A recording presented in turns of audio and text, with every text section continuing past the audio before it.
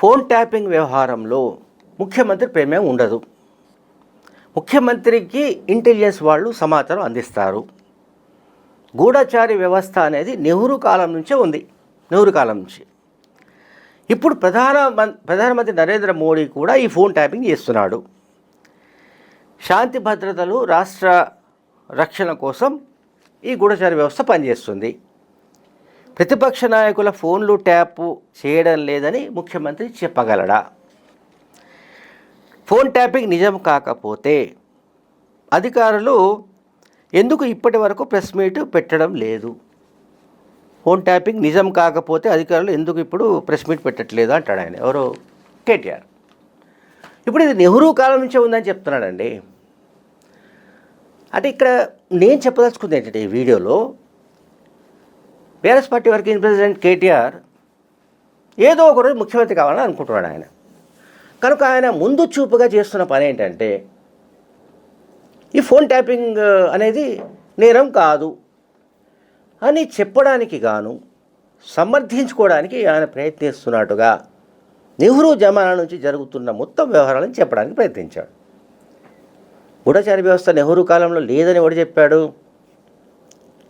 అసలు నెహ్రూ అయినా, ఇందిరాగాంధీ అయినా, మరొకరైనా కేంద్రంలో ఉన్న ప్రభుత్వం, ఏ ప్రభుత్వం ఉన్నా సరే, కాంగ్రెస్ ఏదైనా బీజేపీ ఎవరైనా సరే, వాళ్ళు గూఢచారి వ్యవస్థ పైన ఆధారపడతారు.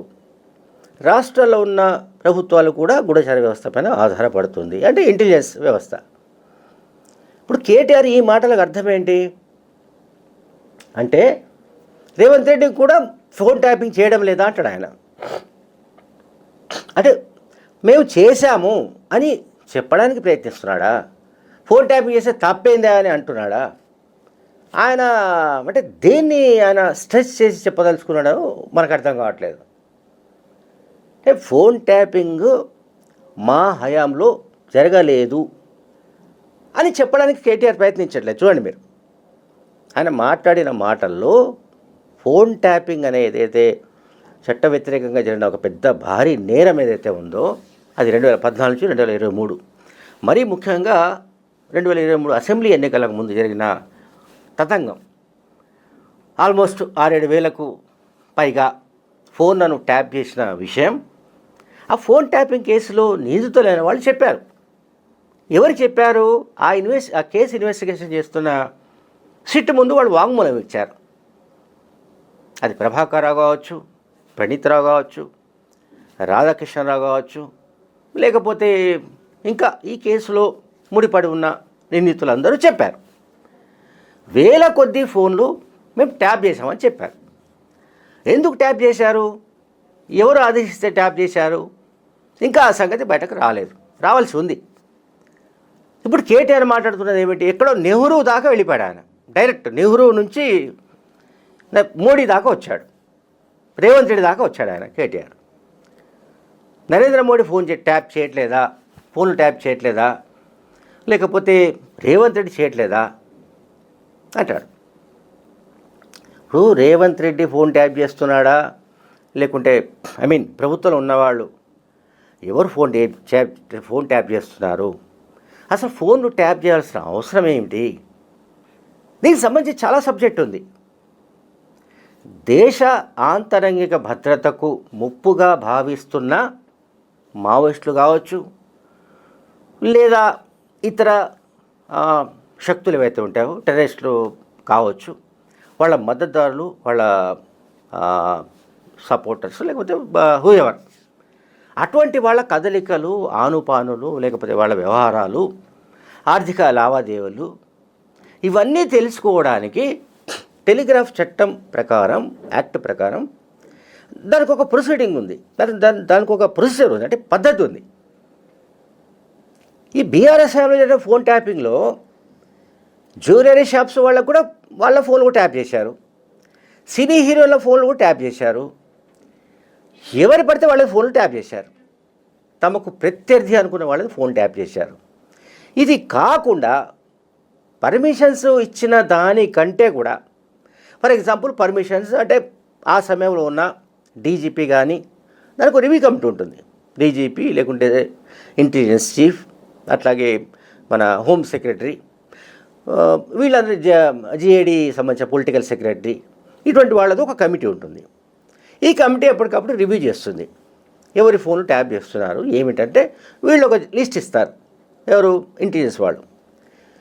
ఇప్పుడు ఇక్కడ జరిగింది ఏమిటి, ఎవరైతే మావోయిస్టు పార్టీకి సంబంధించిన కార్యకలాపాలను తెలుసుకోవడానికి ఏర్పాటు చేయబడిందో స్పెషల్ ఇంటెలిజెన్స్ బ్యూరో, ఆ ఎస్ఐబికి ఓఎస్డీగా అనండి, చీఫ్ అనండి, అట్లా పనిచేసిన ప్రభాకర్ రావు ఒక గ్యాంగ్ను తయారు చేసి ఆ గ్యాంగ్ ద్వారా మొత్తం ఫోన్లను ట్యాప్ చేసినట్టుగా ఇప్పటిదాకా మనకు అనేక విషయాలు పత్రికల్లో వచ్చాయి. కొత్తగా నేను చెప్పాల్సిన పని ఏం లేదు. బట్ ఇక్కడ కొత్తగా మళ్ళీ మాట్లాడుకోవాల్సిన అవసరం ఏంటంటే కేటీఆర్ కామెంట్స్. నెహ్రూ హయాంలో జరగలేదా, మోడీ చేయట్లేదా, రేవంత్ రెడ్డి చేయట్లేదని కూడా హామీ ఇవ్వగలరా? ప్రభుత్వంలో రేవంత్ రెడ్డి కాంగ్రెస్ అధికారంలో ఉంది, ఇప్పుడు కాంగ్రెస్ అధికారంలో ఉంది రాష్ట్రంలో, ముఖ్యమంత్రిగా రేవంత్ రెడ్డి ఉన్నాడు. సహజంగానే మరి వాళ్ళు చెప్పినట్లుగానే ఎవరు కేటీఆర్ కానీ అంతకుముందు కేసీఆర్ కూడా ఇటువంటి వ్యాఖ్యలు చేశాడు. మాకేం పని బాబు, ఇంటెలిజెన్స్ వాళ్ళు వస్తారు, మాకు సమాచారం ఇస్తారు, ఆ సమాచారం వాళ్ళు ఎట్లా కలెక్ట్ చేస్తారు ఏమిటది మాకు తెలియదు, మాకు సంబంధం లేదు అన్నాడు. సరిగ్గా కేసీఆర్ లాగానే కేటీఆర్ కూడా ముఖ్యమంత్రికి ప్రమేయం ఉండదు అంటాడు ఆయనే. ఒకవేళ ముఖ్యమంత్రికి ప్రమేయం ఉండదని చెప్పినప్పుడు మరి రేవంత్ రెడ్డికి ఎట్లా ప్రమేయం ఉంటుంది? అంటే కేసీఆర్ ముఖ్యమంత్రిగా ఉన్న సమయంలో జరిగిన ఫోన్ ట్యాపింగ్ వ్యవహారంలో తన తండ్రి నిర్దోషి అని చెప్పడానికి ఆయన ఈ మొత్తాన్ని ఎత్తుకున్నాడు ఇష్యూను. కానీ మరి ముఖ్యమంత్రికి ఫోన్ ట్యాపింగ్తో ప్రమేయం ఉండదు అన్నప్పుడు రేవంత్ రెడ్డి ఫోన్ ఎట్లా ట్యాప్ చేస్తాడు? అంటే ముఖ్యమంత్రిగా కేసీఆర్ అయితే చెల్లుబాటు అవుతుంది, రేవంత్ రెడ్డి అయితే చెల్లుబాటు కాదా? రేవంత్ రెడ్డి ఫోన్ ట్యాప్ చేస్తున్నాడని నేను అనడం లేదు, రేవంత్ రెడ్డి ఫోన్లు ట్యాప్ చేస్తున్నాడనే సంబంధించిన ఆధారాలు కూడా లేవు. కానీ గతంలో జరిగిన ఫోన్ ట్యాపింగ్ అక్రమాలు, ఫోన్ ట్యాపింగ్ పేరిట జరిగిన దోపిడీలు, ఫోన్ ట్యాపింగ్ పేరిట జరిగిన రాజకీయ ప్రత్యర్థుల అణిచివేత కార్యక్రమాలు ఇవన్నీ బయటపడ్డాయి. కానీ మనం చాలా సందర్భాల్లో మాట్లాడుతున్నాం బయటపడ్డాయి కనుక మరి రేవంత్ రెడ్డి ఫోన్లు ట్యాప్ చేసినట్టుగా ఇప్పటిదాకా మరి ఎవరు కంప్లైంట్ చేసిన దాఖలాలు లేవు, ఇంకేం మనకు కనిపించట్లేదు.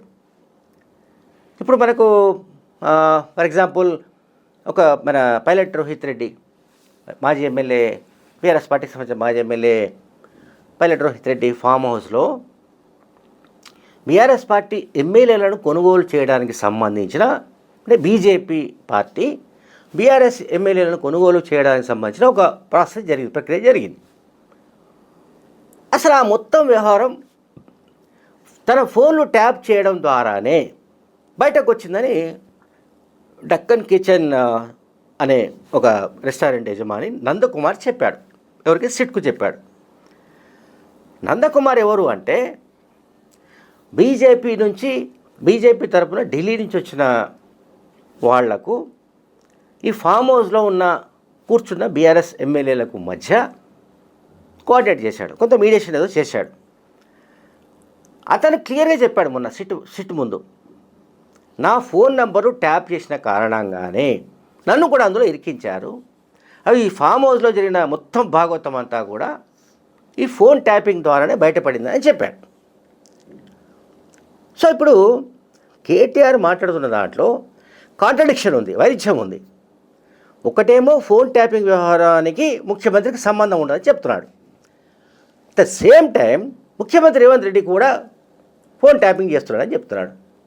మరి కేటీఆర్ పరస్పర విరుద్ధమైన అంశాలతో ఎందుకు మాట్లాడుతున్నాడో ఏమిటో మనకు తెలియదు. Thank you very much.